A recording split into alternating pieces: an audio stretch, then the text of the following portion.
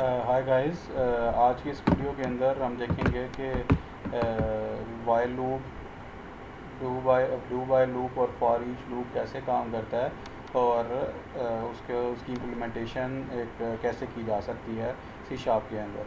तो जैसे कि इससे प्रीवियस वीडियो के अंदर हमने देखा था कि जब हमने नंबर ऑफ़ टाइम कोई स्टेटमेंट प्रिंट करानी हो तो काम करना हो तो हम क्या करते हैं, उसको लूप के अंदर लूप इस्तेमाल करते हैं। तो उसी तरह हमने उस टाइम उस पिछली वीडियो के अंदर देखा कि उसको एक काम करने के लिए एक फॉर लूप अवेलेबल है। उसी तरह हमारे पास आगे अगला जो लूप है जो कि आइटेटिवली वही काम करता है, उसका वो लूप है वाइल का लूप। तो आइए देखते हैं कि वाइल का लूप आप इसके अंदर कैसे इम्प्लीमेंट कर सकते हैं। तो जैसे हमारे पास था फॉर लूप के अंदर, हम कंडीशन के अंदर ही फॉर लूप के स्टेटमेंट के अंदर ही वेरिएबल्स को डिक्लेयर करते थे। वाइल के अंदर ऐसा नहीं होता। आप वाइल लगाएंगे और फाइल के अंदर आप स्टेटमेंट लगाएंगे जितनी आइटरेशन आप उसकी चलाना चाहते हैं। तो लेट्स से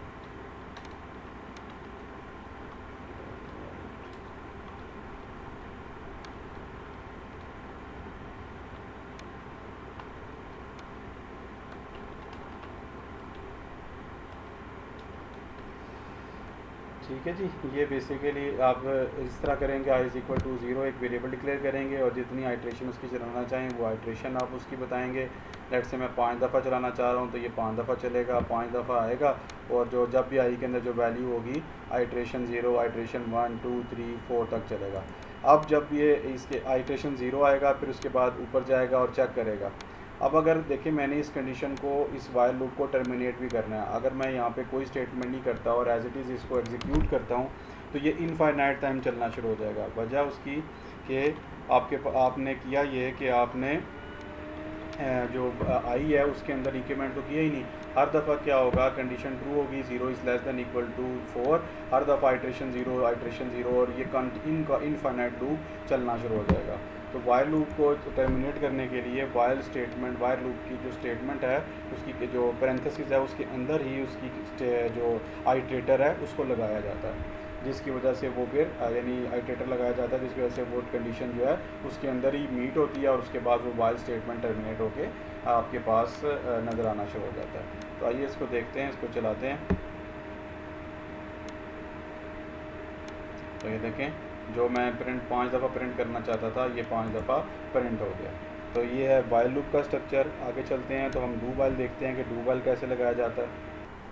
तो डू वाइल बेसिकली तब लगाया जाता है जब आपने कोई ऐसी स्टेटमेंट जो एक दफ़ा आप एग्जीक्यूट कराना चाहते हैं और देन चेक करना चाहते हैं कि कंडीशन को चेक करना चाहते हैं, तब आप डू वाइल को इस्तेमाल करते हैं। लाइक अगर आपने कोई मेन्यू कंट्रोल डिस्प्ले करवाना है एंड देन उसके ऊपर कंडीशन आप चेक करना चाहते हैं कि हाँ जी उसने क्या एंटर किया, इस तरह की सॉल्यूशंस के लिए अंदर हम लोग क्या इस्तेमाल करते हैं, डू वाइल को इस्तेमाल करते हैं। तो डू वाइल को लगाने का बड़ा आसान सा तरीकाकार है। जस्ट आप यहाँ पे लिखते हैं डू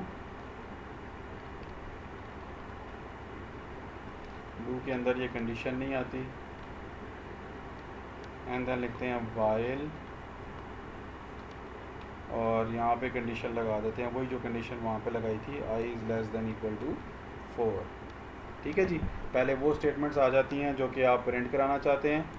यानी आप लेट से आपने कोई इसमें प्रिंट कराना था, कोई मेन्यू प्रिंट कराना था कि जी press 1 for addition, press 2 for multiplication, press 3 for division, plus 4 for subtraction. तो ऐसे केसेस में आप डू वाइल को इस्तेमाल करते हैं कि जिसमें पहले मेन्यू पे हो और उसके बाद फिर आपकी आगे कंडीशन लग रही हो। ठीक है जी, तो इसको चलाएंगे और देखेंगे ये कैसे चलता है उस हवाले से। ठीक है जी, ये उसी तरह जिस तरह वाइल स्टेटमेंट लूप एक आइटरेटिव स्टेटमेंट चली थी, उसी तरह ये स्टेटमेंट अपीयर हो गई। तो ये था डू वाइल लूप। आगे चलते हैं और देखते हैं कि हमारे पास जो फॉर ईच लूप है वो क्या करता है और वो कैसे काम करता है। तो फॉर ईच की एग्जांपल को समझने के लिए हम एक छोटा सा यहाँ पे मैं आपको पहले कोड चलाता हूँ ताकि आपको दोनों का डिफरेंस समझ आ जाए। यहाँ पे हम एक रे डिक्लेयर कर रहे हैं करैक्टर टाइप की, उसमें मैं कुछ वैल्यूज़ डाल देता हूँ।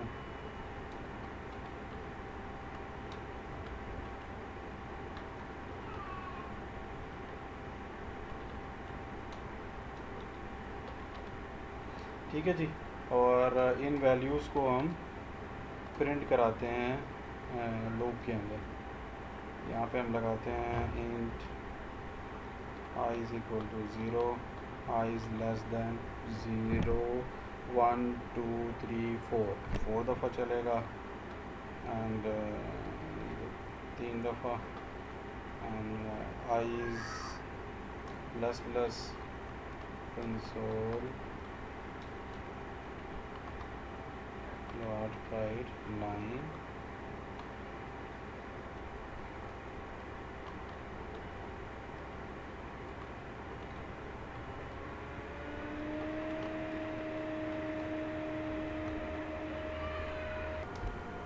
तो ये इसके अंदर हम अरे को प्रिंट करते हैं माय अरे आई। अब होगा ये कि जैसे ही 0 आएगा तो 0 इंडेक्स पे जो वैल्यू है वो प्रिंट हो जाएगी, 1 इंडेक्स पे जो पड़ी है वो प्रिंट हो जाएगी, 2 इंडेक्स पे, 3 इंडेक्स पे एंड देन 4 इंडेक्स पे। ठीक है, 0 1 2 3 4। तो ये देखें इधर क्या आएगा आपके पास, रिज़ल्ट क्या आएगा, ABCDE आपके सामने अपीयर हो जाएगा। अब जो हमारे पास जो फॉर ईच लूप है वो बेसिकली इसी तरह, जब आप नंबर ऑफ आपके पास कोई कलेक्शन अवेलेबल होती है, कोई कलेक्शन हो आपके पास, लाइक कोई ऑब्जेक्ट आपके पास हो या कोई कलेक्शन स्टेटमेंट्स हों जिनको आप प्रिंट कराना चाहें, यानी कोई अरे में से वैल्यूज़ उठा के आपके पास कोई अरे में से, कोई लिस्ट में से, या इसके अलावा जो आपके पास कुल number of collections objects available हैं उनमें से आपने वैल्यूज़ लेनी हो और वैल्यूज़ लेके आपने प्रिंट करानी हो, तो आप फॉर ईच के लूप को इस्तेमाल करते हैं। फॉर ईच के लूप का सिंटेक्स बड़ा आसान सा है। आप फॉर ईच लिखते हैं, उसके अंदर जो भी आप अरे की टाइप है, यानी जो भी अरे की टाइप है, मेरे पास करैक्टर टाइप की अरे है तो मैं इधर करैक्टर टाइप का एक वेरिएबल क्लियर करूँगा और जिस अरे का मैंने रेफरेंस देना है उस अरे का यहाँ पे रेफरेंस दे दूँगा। जैसे मेरी अरे के अंदर मेरी अरे का नाम है माई अरे, तो जो भी सब करेंगे क्या, फॉर ईच लूप का कंस्ट्रक्शन ऐसे है कि आप एक वेरिएबल डिक्लेयर करते हैं, वो वाला वेरिएबल जो कि जिस टाइप की अरे आपके पास मौजूद है, उसके बाद इनका करैक्टर, इनका एक कीवर्ड इस्तेमाल करते हैं, ये कीवर्ड है। उसके बाद वो अरे का, जिस अरे के अंदर आप इसको इसके अंदर सर्च करना चाहें, इसके अंदर आप इसकी वैल्यूज़ को लेके उसके ऊपर कोई पर्टिकुलर ऑपरेशन परफॉर्म करना चाहें, उसके अंदर की वैल्यू को लेके प्रिंट करना चाहें, जो भी आप काम करना चाहें वो तमाम के तमाम काम आप इस तरह, इसकी आइट्रेशन या ऑटोमेटिकली इसकी इंक्रीमेंट चलता रहता है। इसमें ना कोई आपको आइट्रेटर की ज़रूरत है, ना आपको इसके अंदर इसके अलावा कोई चीज़ की ज़रूरत है। ये ऑटोमेटिकली इस तरह इसको लेके इसके अंदर ये वैल्यूज़ को लेके इसके साथ इंप्लीमेंट करता रहता है। तो जस्ट आपने जो यहाँ पे करना है वो करना है कंसोल डॉट राइट लाइन। तो यहाँ पे आपने सिर्फ इस करैक्टर का वैल्यू, करैक्टर को पास, जो वेरिएबल को पास करना है, क्योंकि वेरिएबल आपने डिक्लेयर किया, ये ऑटोमेटिकली उस अरे के इंडेक्स पे जाता है, ऑटोमेटिकली उसमें से अरे के इंडेक्स में से वैल्यूज़ को उठाता है और इस करैक्टर के अंदर पास करता रहता है और उसकी तरह उसको प्रिंट कराता रहता है। तो आइए देखते हैं आपको वैल्यूज़ नज़र आती हैं या नहीं आती हैं। देखें ये वैल्यू सेकंड अरे की भी आ गई। अगर आपने इसके कोड के अंदर कोई चीज़ कमेंट करनी हो, ऐसा चाहते हैं कि वो कोड अभी पर्टिकुलर टाइम पे एग्जीक्यूट ना हो या कोई कमेंट करना चाहें, तो आपके पास कमेंट करने के लिए ये स्टेटमेंट मौजूद है, टू फॉरवर्ड स्लैशेस दबाएं तो वो कमेंट हो जाता है। अगर आपने ब्लॉक कोई स्टेटमेंट करनी हो तो यहाँ से आप इसको क्लिक करें तो ये स्टेटमेंट कमेंट हो जाती है। अनकमेंट करने के लिए ये वाला बटन है, कमेंट हो जाती है, कमेंट अनकमेंट करने के लिए। ठीक है जी। तो ये देखें फॉर ईच की आपके पास स्टेटमेंट्स चल गए। तो ये तरीकाकार है जी। आपके पास लूप्स आपने देखे हैं कि पहले फॉर लूप पिछली वीडियो में था, इस वीडियो में वाइल लूप कैसे चलता है, डू वाइल कैसे चलता है, और उसके बाद फॉर ईच लूप आपके पास किस तरह चलता है। इसके अंदर देखें आपको ना तो आपको कंडीशन लगाने की ज़रूरत पेश आई, ना आइटरेटर लगाने की ज़रूरत पेश आई, उसने ऑटोमेटिकली काम कर दिया। एक चीज़ जो यहाँ पे रह गई कि जैसे मैंने ये अरे ली थी और इसकी कंडीशन लगाई थी, तो आपके पास रन टाइम पे तो आप कभी कभार अरे यूज़र से भी लेते हैं, यूज़र से अरे लेने के बाद उसको अरे के अंदर वैल्यूज़ पास कर रहे होते हैं। तो जब आप कंडीशन लगाएं तो कंडीशन तो अरे का साइज़ तो रन टाइम पे चेंज होता रहता है, तो आपका ये वाला फिक्स तो नहीं चलेगा। तो इसके लिए आपके पास बाय डिफ़ॉल्ट एक मेथड मौजूद है, अरे डॉट लेंथ करें तो ये ऑटोमेटिकली जो रे की लेंथ होगी उसको कैलकुलेट करके रिटर्न टाइप पे उसकी इंटीजर वैल्यू उसको इसको पास कर देगा। यानी अगर जब 1 2 3 4 5 वैल्यू है और आप यूज़र से लेके इसके अंदर 6ठी वैल्यू डालते हैं तो ये ऑटोमेटिकली इसके रे के वैल्यू को 6 कर देगा। तो आपको फिर बार बार इधर लेंथ हार्ड कोड करने की बजाय आप इसके फंक्शन को भी इस्तेमाल कर सकते हैं। फॉर ईच के अंदर ये सारी चीज़ें ऑटोमेटिकली हो जाती है, कंडीशन भी चल रही होती है, इनिशियलाइजेशन भी हो रही होती है और आइटरेटर भी काम कर रहा होता है। शुक्रिया जी वीडियो देखने का।